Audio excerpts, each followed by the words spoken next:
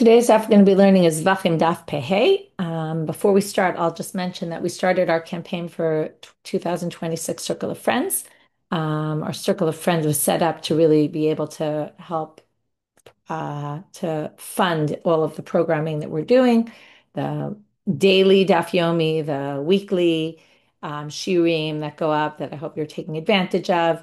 We have teachers high school project that we're helping to mentor and train teachers who are out in the field and hopefully expanding to other things as well. We have an upcoming Siyum Shas in a year and a half.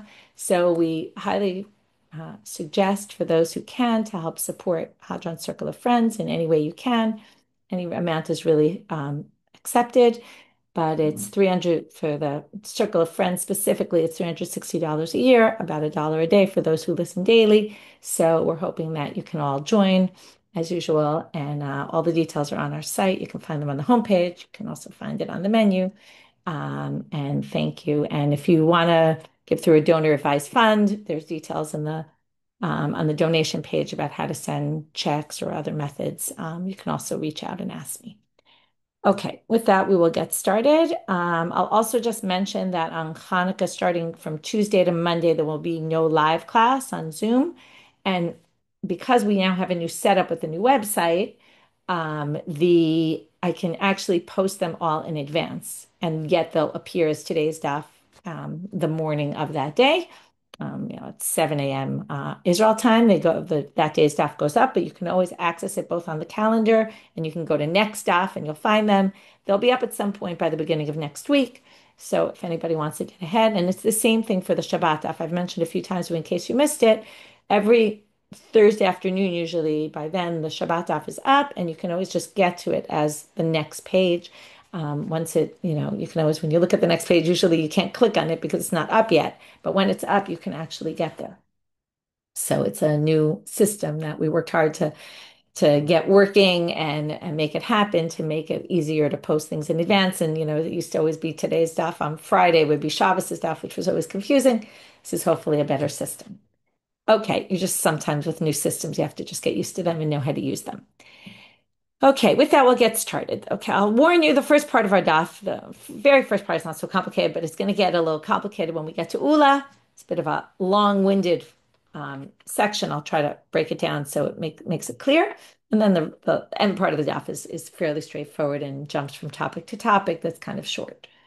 So Rabbi Yochanan, we're going to start off with a statement of Rabbi Yochanan, then a statement of Ula. Then we're going to go back to Rabbi Yochanan. He's going to relate to something Ula said, perhaps a little slightly different.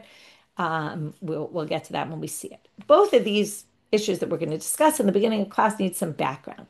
So the first topic is Rabbi Yochanan is talking about shchutei chutz, which is both shchutei chutz and ha'ala'at chutz. You're not allowed to slaughter sacrifices outside the Azara. Right? That has to happen in the Azara. We've learned that before, right? Whether it's north or not north, but it has to be in the Azara, that open courtyard that we've always talked about, right? You go in the Sha'ar Nikanor or the Nikanor gate, and there's that big open courtyard. Within it is the sanctuary and that closed building, right, which has that and the Kodesh Kodeshim. But in that open courtyard, that's where you do the slaughtering. If you do it outside, and or you offer it outside, you're liable for doing that. But we're going to see later when we get to Daf Kuf Vav in the Mishnah that when you offer it outside, it has to be for offering it outside. You get the punishment as long as the slaughtering was done in a mostly proper manner.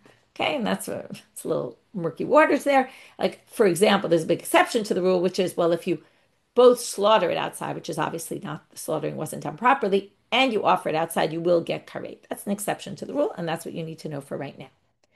So Rabbi Yochanan comes and says, and this is all related to our Mishnah, because our Mishnah listed a whole bunch of different disqualified cases.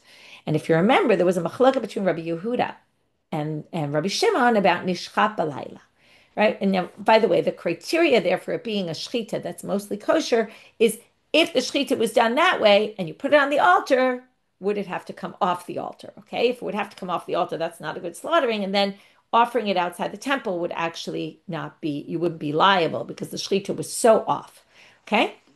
But there's this, Rabbi Yochanan comes and says, even though Rabbi Yehuda says, Nishchap balayla, imalu, yerdu, you would have to take it off the altar, which would then mean that offering it outside the temple, let's say you slaughtered it at night and then offered it outside on an altar outside the temple, you wouldn't be liable because according to Rabbi Yehuda, that's in the category of if it went on the altar, you would actually take it off the altar. So it's so disqualified. So you would think that therefore, if you slaughtered it out at nighttime, which is a big disqualification, according to Rabbi Yehuda anyway, and then offered it on an altar outside, you wouldn't be liable because it's a bit very disqualified shechita. But comes Rabbi Yochanan says, if you did it inside, but at night, which we just said is a major problem, if you offered it outside, you'd actually be liable. I forgot to mention, we're reading from the bottom of Pei Dalet. Okay, we now just finished Pei Dalet Amud Bet. You would be liable. Why would you be liable? Well, he makes a logical argument. He says, now I did mention to you this before, what if you slaughtered outside and you offered it outside, you'd be liable. So he says, slaughtering it inside at night cannot be any worse than slaughtering it outside. Slaughtering it outside is a big no-no, right? Slaughtering it inside, well, you're inside. Now, it is night. You're not supposed to do it at night. But that can't be worse than slaughtering it outside. So lo te pchuta could be no worse than mishochei b'chutz u'ma'aleh b'chutz. And since shochei b'chutz u'ma'aleh b'chutz you're chayav, then slaughtering it inside at night, you should also be liable. That's his logic. Mativ Rav Chiya bar Avin. Rav Chiya bar Avin is going to try to go against this logic from a case of a bird. And this is in the Mishnah in Daf Kuf Yud Aleph. Hashochet of bifnim ve'he'ela b'chutz patur. If you slaughter a bird inside, okay, now already something should be ringing in your head. Remember, you're not allowed to slaughter birds. You have to do melika in the temple, right? Remember, slaughtering is for outside the temple, which is equal to melika inside the temple, but you can't do slaughtering of a bird in the temple. So if you slaughter a bird inside, and then he'ela b'chutz, and you offer it outside, you're patur, you're exempt. And yet, shachat b'chutz, if you slaughter the bird outside, ve'he'ela b'chutz, you'd be chayav. If you slaughtered it outside and offered it outside, you'd actually be liable. Now, wouldn't you say that slaughtering it inside can't be worse than slaughtering it outside, right? Same idea. And yet, you're exempt if you slaughter it inside. And you're not exempt if you slaughter it, and you're liable if you slaughter it outside. So that comparison that he tried to make doesn't really hold when it comes to the birds. So he wants to reject the logic of Rabbi Yehuda when it comes to animals. So again, he says, it should be no worse than, right? Slaughtering it inside should definitely be no worse than slaughtering it outside. So two possible answers. One is tiyuvta. This actually is a knockout to Rabbi Yochanan. However, but a possible way to answer it is that shechita inside of a bird is like murdering a bird because it's not a kosher shechita. In the temple, you need melika. And that's why it's so bad that if you then offer the sacrifice and burn it outside or do the blood outside, you're not going to be liable because the shechita was so bad because the shechita wasn't shechita at all. It was, right, you're supposed to do melika and you did shechita. That's why, okay? And then that has nothing to do with slaughtering an animal at night. That's a different kind of thing. And then you really maybe could learn Rabbi Yochanan's halacha. So that we have Rabbi Yochanan's halacha, a difficulty on it, and then two possible responses. Either really he's knocked out, or perhaps there's a good way to answer this question by distinguishing between slaughtering of a bird and slaughtering of animals, which makes sense. Amar Ula. Now Ula comes along. Now, Ula halacha was going to be also based on some stuff we need to understand before, which is difference between kodshe kodshim and kodshim kalim. There's a lot of differences, but one of the main differences is that kodshe kodshim, once you slaughter it, already it's sanctified and there's a law of me'ila. Me'ila is, right, misuse of consecrated property. This is sanctified. Kedushat haguf, okay, it's fully sanctified, all the parts of it. Then what happens? When you sprinkle the blood, you remove me'ila from the parts that now the Kohen can eat. So it starts off being all sanctified and with the laws of me'ila, which is misuse of consecrated property. And then as it goes on and the blood is sprinkled, poured or thrown, whatever it might be, that removes, at least in an ola, it never gets removed. Everything is me'ila. except for the hide, which then goes to the kohanim. But if it's chatat, for example, sin offering, the meat, then the whole prohibition of using consecrated property, right, gets removed off of that. Okay. Kachim kalim works the opposite. Kachim kalim is things like the Pesach, shlamim, which the owner gets to eat the meat. There's really no me'ila until what point?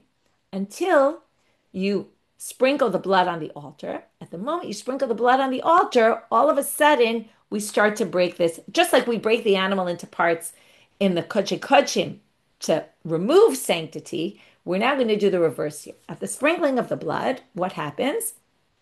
You are now obligated, you weren't before, because you just had an animal and the whole animal was, going to be used for that owner for their sacrifice and ultimately will be eaten by them. But once you sprinkle the blood, we now start distinguishing between the imurim, which are the fatty parts that are going to get burnt on the altar, and the rest of it. So the rest of it is going to remain in its status of no me'ila, but the imurim, those parts, are going to now have a law of me'ila, and you can't use them. There's misuse of consecrated property for them, and they're going to have to be burnt on the altar. They're not burnt on the altar, obviously, before the blood is sprinkled. Before the blood is sprinkled, this is one whole animal that basically is for the use of the owner. And then only once you slaughter and then sprinkle the blood are the imurim supposed to go on the altar. What if you did it in the reverse order? So comes Ula and he says, Amar Ula, imurei kachim kalim shehelan lifnei zrikat damam. What if you took these kachim kalim? You took the imurim, the parts, the fatty parts are supposed to be burned, and you put them on the altar before the blood was supposed to be sprinkled. So now here comes the issue. The issue that we've been discussing is, do you have to take them off the altar because they don't belong? Or do we say lo yirdu? And he says lo yirdu. Why? Na'asu lachmo shel mizbech.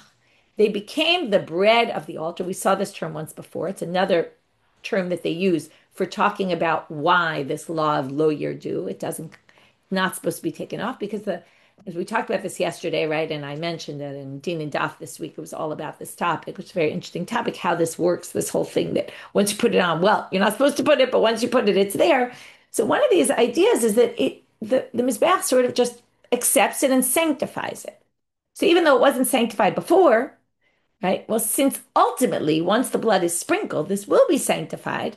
So we're going to say it's already sanctified and can go on and can be left on the altar. Again, don't put it there, ideally. But once it's there, it can be absorbed by the Mizbeach. Right? It literally becomes the bread of the Mizbeach and things that belong there, even though it didn't really belong there before because it wasn't sanctified at all. Right? You understand the connection of Me'ila is the negative, right? If you misuse it because it's consecrated. If there's no me'ila, it means it's not consecrated. So it means it wasn't consecrated. You shouldn't put non-consecrated things on the altar.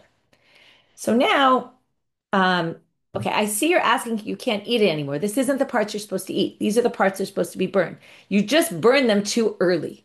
Okay, you burned them before they were ready to be burned. So that's the idea. These aren't the parts, we're not talking about the parts that are supposed to be eaten by people. We're just talking about, you put the parts there anyway supposed to go on the altar. The chaylev, remember all that chaylev that goes on the altar? So you put that part on the altar, the shtei klayot and all that. You put them on the altar before they were sanctified. That's the idea. So he says, it's fine. The Mizbeach kind of takes them in. Now what we're going to try to do, Rabbi Zera is going to come along and say, I can prove this from our Mishnah, and it's going to be a little similar to Rabbi Yochanan, because we're going to say, well, we're going to prove it from some logical inference from the Mishnah, from the Braita. Okay, we'll see. He could have quoted this from the Mishnah. He seems to be quoting it from the Braita, and we're going to see in the continuation why it's from the Braita. You might remember, let's just remind you, yesterday we had a Mishnah which talked about all these cases that if you put them on the altar, they stay or not. Okay, and there was this distinction between cases that go and don't go. Then we had a Braita, which had the same distinction. There was also the Machloka of Rabbi Shimon and Rabbi Yehuda, which I referenced already today. Also in the Mishnah, and the Braita went to, their drashot, where Rabbi Yehuda gets it from, the three miyutim, where Rabbi Shimon gets it from. And then it went and it gave you a more expanded list, if you remember, of which things are, already there. We're going to call them psulo b'kodesh, and they would stay on the altar. So it had a more expanded list.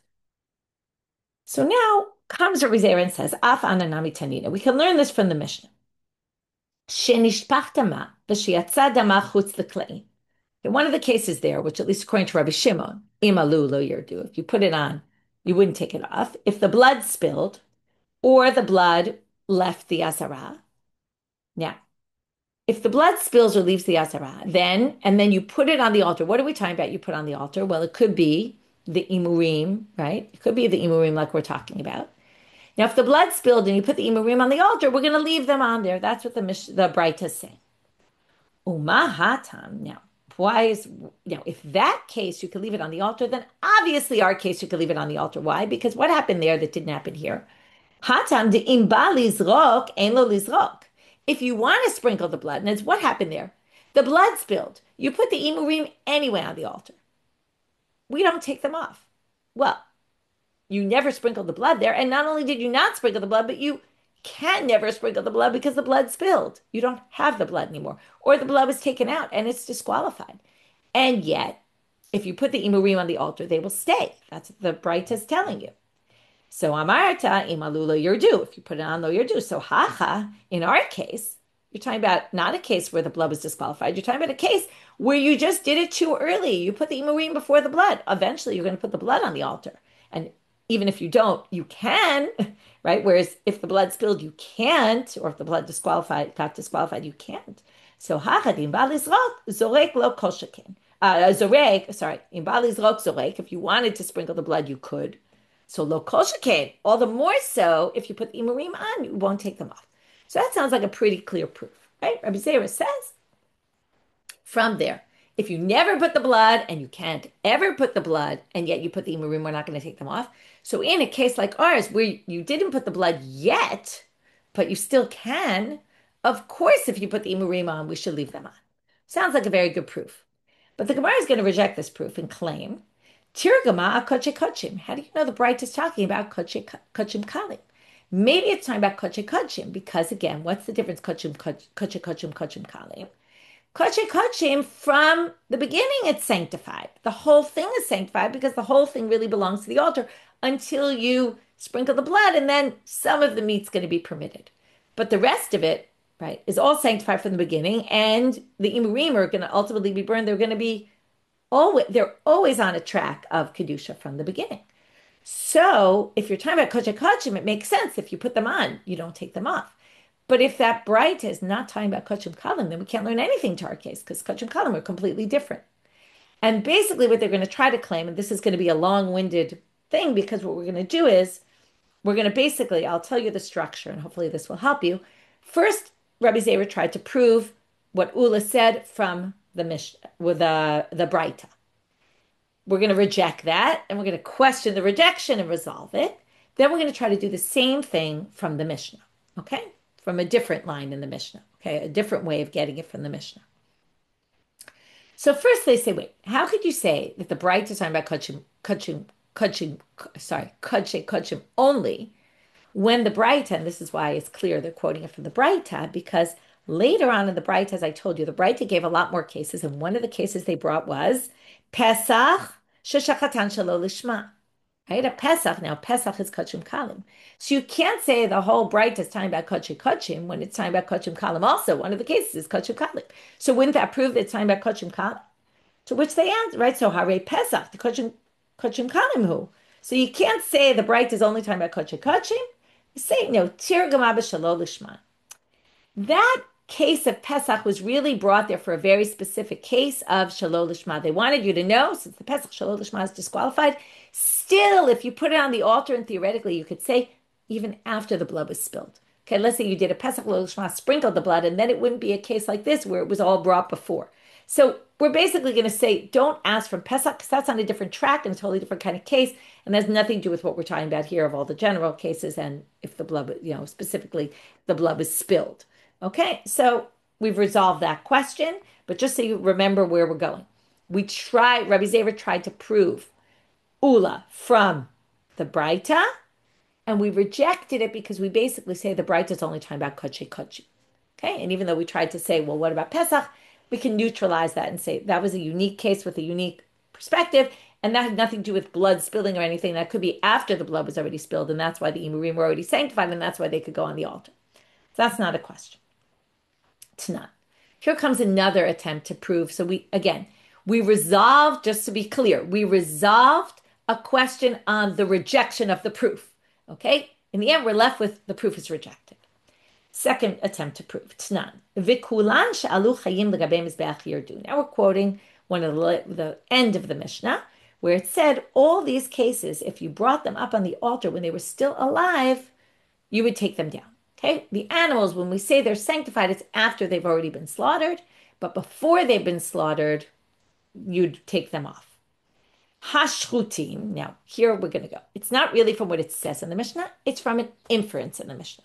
What's the inference? Well, it says all of these, if you brought them up alive, you would take them down, which sounds like hashchutim, if they were slaughtered, lo yerdu.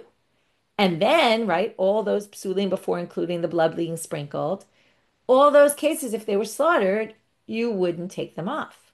Now, the assumption being, just like before, we're doing the same type of rejection same type of proof, and then we're going to have the same type of rejection of the proof. My love, it sounds like all animals who were slaughtered with, if the blood spilled or all that, and that happened, and you put the parts on the altar, they would stay. And that, because again, it said if they went alive, no, but it sounds like if they were slaughtered, and it doesn't make any distinction what level sanctity, sounds like they would all stay. So that would again prove what Ula was saying. To which they say, no. Okay, that's not the proper inference. Just because it said all of these, if they were alive, they would go down, doesn't mean that all of these, if they were slaughtered, would stay on. Okay, lo, hashchutim, you could say. No, but from there infer, if they were shchutim, well, if they were slaughtered, there's two tracks. Mehen yerdu, mehen lo yerdu. Some of the slaughtered ones will go down, will be taken off, and some of them will stay. Okay, so now they say, right, meaning, okay, let's just spell it out. If they're koche kochim, since they were already sanctified before the blood spilled, they'll stay on. And if they're kochim kalim, since they weren't sanctified before the blood spilled, then they don't stay on because they don't even have sanctity to them. So just take them right off the altar. And then that rejects what Ula said. Gemara says, V'hakulan katane, but it says all of them, which means all of them, if they're alive, go off, which would then infer all of them slaughtered would stay on. So they're saying no, kulam achayim. No, what they really mean is just all of them who are alive, and that really forget any inference. They're not trying to come and tell you what it is about all the cases if they're slaughtered. Again, some yes, some not, depending kalim. Again, this is all to reject Ula. And kulam, that word, all of them, is just referring to what it says. All of them who are alive come down. To which the Gemara says, pshita, obviously if they're all alive, they come down. Why if they're all alive? Because all alive hasn't been sanctified at all yet. So they say no. Lo'olam achayim ubedukin sheba'ayim. It's really trying to tell you just about the live animals. And don't think it's pshita and obvious, because here's really what that line was coming to tell you. Okay, that line wasn't coming to tell you about an animal that was fine and then the blood spilled, or an animal that was, oh, well, the truth is it can't be the blood spilled. That's not a good one, right? Because that obviously wouldn't have been alive. But if they're alive, what they want to tell you is they're talking about Bidugin Shaba'ayin, Fa'aliba de Rabbi Kiva Damar Imalu Lo Yerdu. What it wants to tell you is all of them is really trying to say, well, one of the things in the list there of if they went up, they don't come down, was specifically Rabbi Akiva, who disagreed with the general position.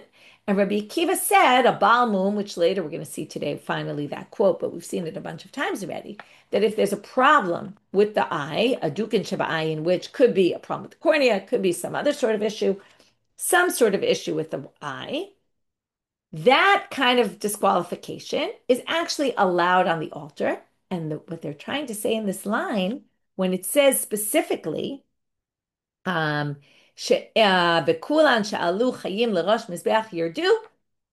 an animal that has a blemish of dukin shaba'ayin, even though it's a minor blemish, according to Rabbi Akiva, okay, and according to Rabbi Akiva, this could be accepted. We're going to see why specifically he talks about that case. We're going to see that later today. I will give away. But specifically, it's talking about that case, and Aliba de Rabbi Akiva Damari Malulo Yerdu, and it's telling you that animal, even though Rabbi Akiva says Imalulo Yerdu, it's only after it's slaughtered. If it went up on the altar before while it was still alive, we take it down. Okay, that's the chiddush of that line. And then no inference about slaughtered, right? And then we can ignore this as being a proof. This line does not serve as a proof at all.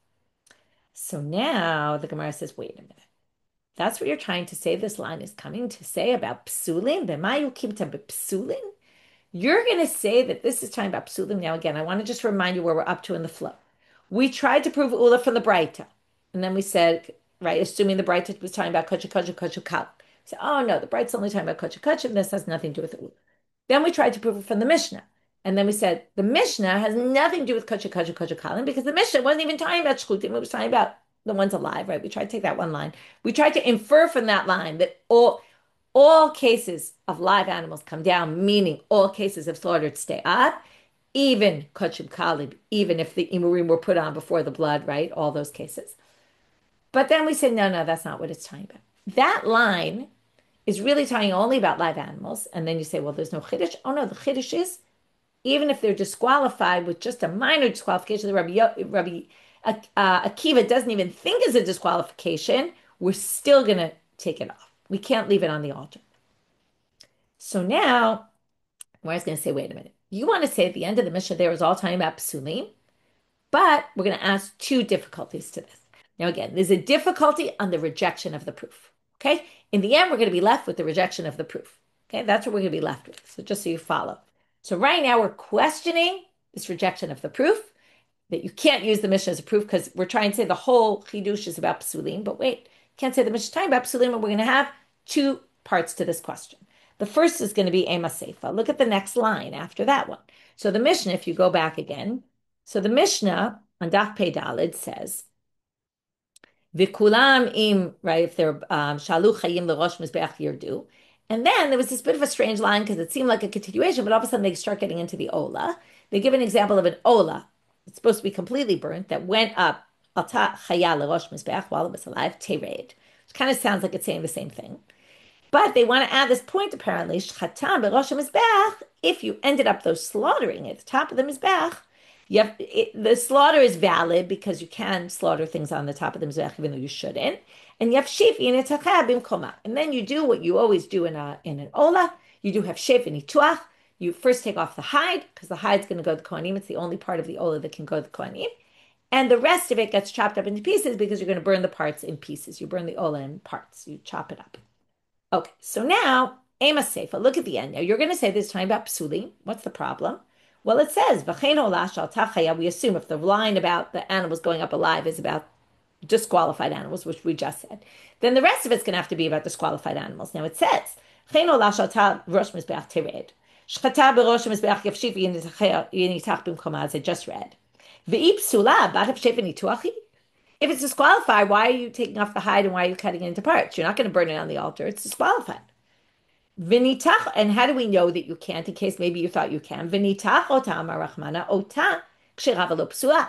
Cut it. It means it being when it's kosher, not when it's disqualified. Okay, so how are you going to explain that? That can't be talking about disqualified animal. So they say, seifa atan l'kshera.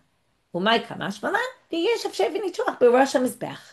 They say, the first line there, like I said, it's a little strange. First we said alive animals, and then we said an ola that's alive. So they say, the pasuk, the sentence about live animals is talking about disqualified live animals. Don't take that, right? You have to take them off, even if it's just a mild disqualification of dukan shaba'ayin.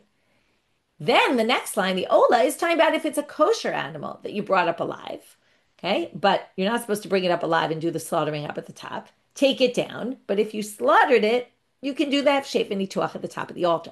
And that's what it's trying to teach you. That shef nituach could be done at the top of the altar. Okay? Now, so now they say, so wait, I read it a little bit wrong because what they're saying is seifa atan l'kshera. Okay, let's stop there for a minute. So the seifa is coming for a kosher animal. So the Gemara kind of asked this though, umay kamash malan, to yeshav shef nituach b'rosh mizbech. Well, what's it coming to teach you then? It's coming to teach you that you can do have shef nituach at the top of the altar. Now, this happens to be a subject of debate because of a different issue. There's a lot of issues today that we haven't learned about. So it's a lot of new things. part of what makes the stuff complicated. Hefshei v'nituach has to be done before you burn the parts on the altar. Makes sense, right? Okay, obviously you're going to cut it into parts before you burn them. But some people say that by bringing something up to the top of the altar, it's as if you started the process of burning it already, even though you did it. You didn't put it on the fire. But because the Mizbeach is the place where the fire is, by putting it on the top, it's as if you started it. It even goes sort of hand in hand with this, imala lo yered, like, so what if it got to the altar, right? But it's almost as if it was already absorbed by the Mizbeach and as if it was already started the burning process. So they kind of go hand in hand a little bit. So some people say, since you already brought it up to the top of the altar, it's as if you started the process of burning. You can no longer do Hefshei v'nituach because you missed your chance. Okay, so some people say you can't do that. And what this is coming to tell you is you could. We don't view it that way. Okay, we're on the side of Hefshei v'nituach. That's what our Mishnah is telling us. Okay, Laman damar ein Hefshei v'nituach b'rosh mizbeach ma yikal meimar. But if you hold there is no Hefshei v'nituach, how are you going to explain our Mishnah? Well, we have another way to explain it. Hacha b'mayaskina kigon shaitalo shata kosher v'nifsala. We could actually say it's talking about a disqualified animal. And what it's telling you is that if it was able to be, if it was had some point where it wasn't disqualified and then only became disqualified after, then you could still do it. You could do that Hefshei v'nituach. For Elazar Rabbi Shimon, he da'amal, kevan shenitzrak adam v'urtza basar sha'a achat, yafshitena ve'ora lekohanim. It's really the Hefshei part more than the nituach. The Hefshei part is giving the hide to the kohanim. Now, once a korban is disqualified, you might have thought the hide doesn't go to the kohanim. And what this is telling you, again, this is another track of how to understand this Mishnah. Again, all this is within that we're not making any inference about slaughtered animals. This is only talking about live animals. What it wants to teach you is disqualified live animals also come down, even though it's a mild disqualification of dukin shaba'ayin. And then it's telling you the next line is actually talking about ksherim, and it's talking about that you could do Hefshei v'nituach at the top of the altar. So there's two different things going on at the end of this Mishnah. One is psulim and one is ksherim. Or you can read it that it's all talking about psulim, and what it's saying is if you brought your olah up and it got disqualified at the top, and at some point it was able to be slaughtered, then and everything was able to be done, but then it got disqualified. Then you would actually do the hefshed because you would take the hide off, and that would go to the kohanim still. And that's what it's talking about. And again, this has nothing to do then with slaughtering. It has nothing to do then with kodshim kalim or anything having to do with anything. Okay, so we resolved question number one, which was that line, which sounded like, the ola shalta chaya l'rosh mizbeach tered, and then shachata yafshifi yinateach could be talking about either ksherim or maybe psulim, but either which way we can still understand the sentence before is psulim. But now they say, wait a minute. Ela de katani ketzad osa morid et hakravayim lemata umidichan.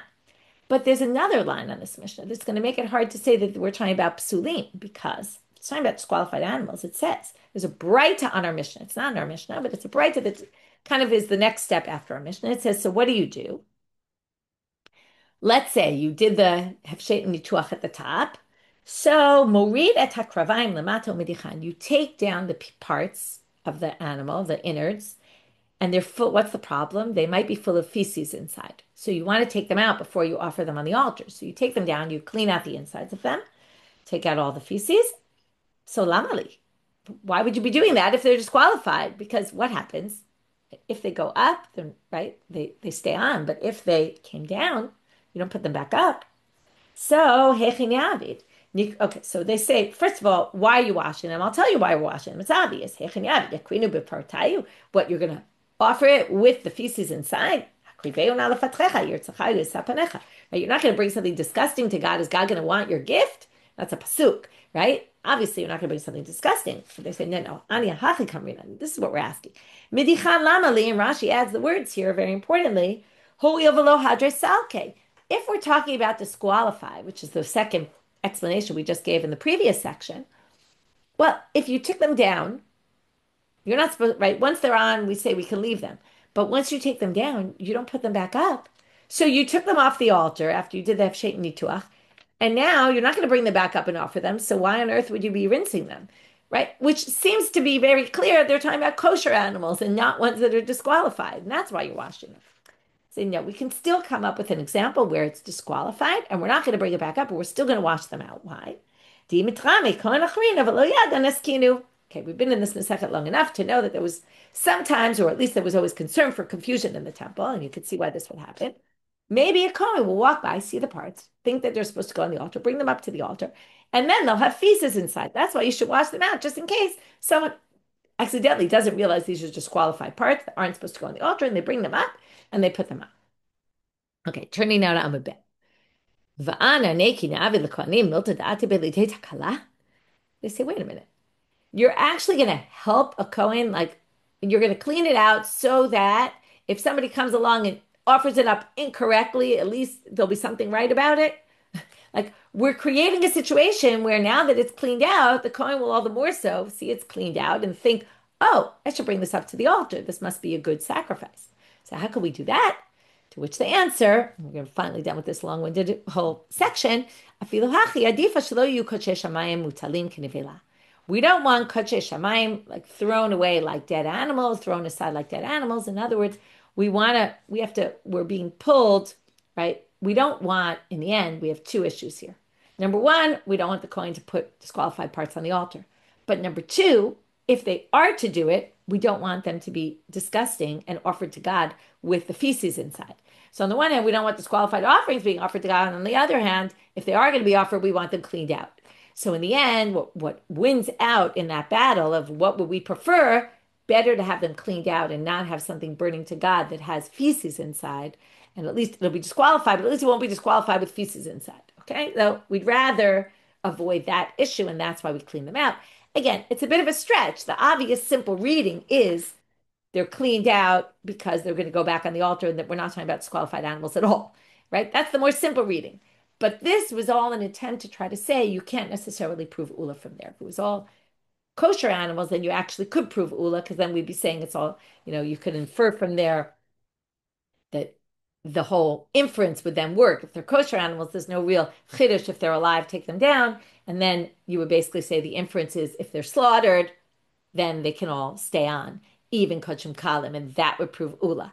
But this was all an attempt to say, no, no, no, that's not what it's talking about. The chiddush is that they're disqualified, and even though it's disqualified, according to Rabbi Akiva, it would be accepted, but only once it's slaughtered, not when it's alive. And again, it was a very long-winded argument, but if we summarize this whole section, and we'll summarize Rabbi Yochanan at this point also, Rabbi Yochanan had a logical argument to prove his halacha, and Rav Chiya bar Avin tried to knock it off with the issue of the shchita ha'of, which we perhaps resolved, perhaps didn't. Then Ula brings this halacha, and we try to prove it. First, Rabbi Zera tried to prove it from the Braita. Then we tried to prove it from the Mishnah. But both times we say, who's to say those sources are talking about kochim kalim and our topic? And maybe they're not at all. And then this has nothing to do with Ula, and you can't prove anything. Okay. Now we're going to continue a little bit in the vein of Ula, because you're going to see, but we're done with the complicated part. Now we're just going to jump small sugyas till we get to the end of the daf. I'm a Rabbi Chiya bar Abba by Rabbi Yochanan. So Rabbi Chiya bar Abba says that Rabbi Yochanan asked the following question. And then he's going to basically ask the question of what Ula told us. Okay, but he's asking it as a question. It's not obvious to him at first. Imurei kochim kalim she'alan lifnei zrikat haman yirdu olo yirdu. Okay, exactly what Ula said. If you bring the imurim of the kochim kalim before the blood is sprinkled, before they're sanctified, you put them on the altar. Do you take them off or not? He didn't know. Amalei Rabbi Ami. But now we're going to go off on a bit of a different direction. Rabbi Ami says to him, "V'tibayalach me'ilah. Why don't you ask, is there me'ilah or not?" So Amalei me'ilah lo kamebayla. I didn't ask, is there me'ilah, and a prohibition of misuse of consecrated property, because dizriku de kavale b'me'ilah. I know that me'ilah only kicks in. This is where I started with this whole section. Me'ilah, I know it only kicks in when you sprinkle the blood. So if the blood was never sprinkled, for sure there's no me'ilah. But my question is, kika mebayla yirida. But what I want to know is, well, since there's no me'ilah, maybe it's not consecrated at all, and therefore maybe I should take it down, or maybe not. Upashid, in the end, he answers, lo yirdu ve'em b'em me'ilah. He answers like Rish Lakish, which is, we don't take them down. Even though I know there's no me'ilah, but still, the whole question here is when it's not consecrated, right? You would think maybe the Mizbeach couldn't absorb it really, but it does anyway, okay? Because ultimately it's supposed to go on, okay? That's what his whole proof was, right? If when the blood spills, we let it, right? We leave it. So also here. Again, maybe that wasn't an inference from the Mishnah, because maybe the Mishnah was only done with kochim. But that was what Ula tried to say, and apparently Rabbi Yochanan agrees.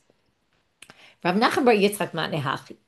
Right? It's interesting to see that Rabbi Yochanan goes in the same vein as Ula, and yet the Gemara struggled so much to try to disprove all the proofs for Ula. It almost sounds like the Gemara is against Ula, but yet Rabbi Yochanan is definitely on his side.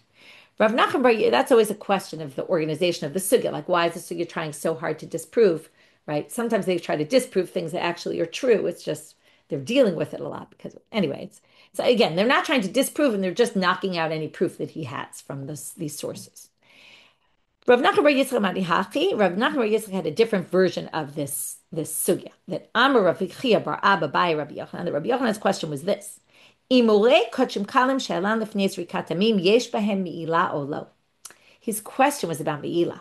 He asked, if you put them on the altar, maybe at that point the meila clock starts ticking. Maybe it actually becomes consecrated to the extent that you're now prohibited if you accidentally use it for your own purpose. And that was his question. Amar le Rabbi Ami, and then Rabbi Ami said to him, instead of saying, why don't you ask about Me'ilah, since he asked about Me'ilah, he said, V'ti ba'ilach yirida, why don't you ask, you have to take it down. Okay, so the other issue. Amar le yirida lo kamit ba'ile, d'nasolach moshel mizbech. And then what was obvious to him is, obviously you don't take it down. Okay, what Ula had said to him was completely obvious. It wasn't even a question. Ki kamit ba'ile me'ilah, but what I wanted to know is maybe Me'ilah actually kicks in as well.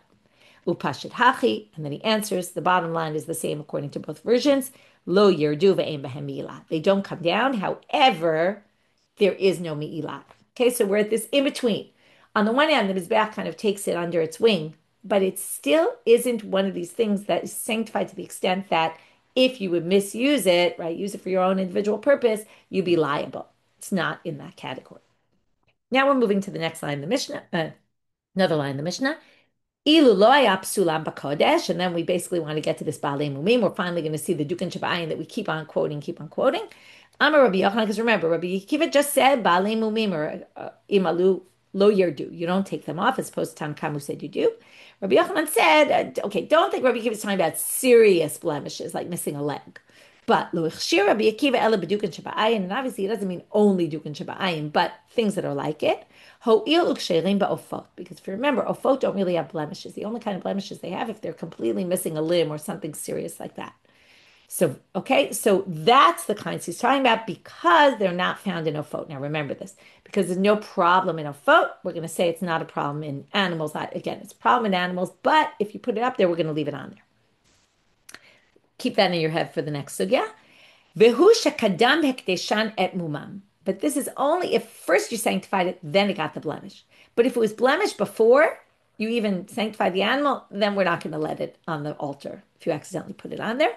Umoji Rabbi Akiva ba'olat nekeva. Now, what if you took a female animal for your ola, which is not allowed? You could only use male animals for an ola. Ola has to come from male animals. If